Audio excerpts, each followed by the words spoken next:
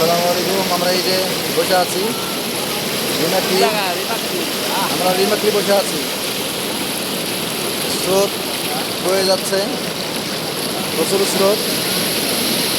এই স্রোতের সূচনা হলো পিছন সাইড দিক থেকে, নাফাখুম থেকে আসছে। যদি পাহাড়ি টহল বলা যায়, প্রচুর স্রোত।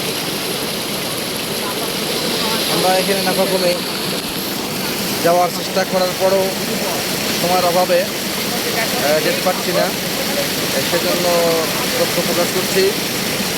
আমরা রিমাকলি আসছি।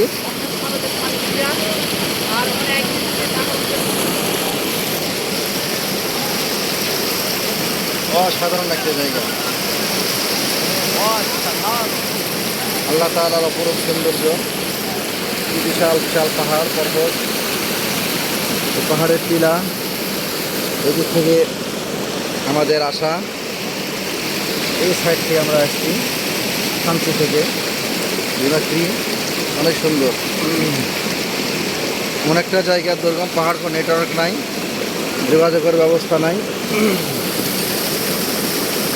খুবই খুবই ডেঞ্জারাস পূর্ণ এলাকা।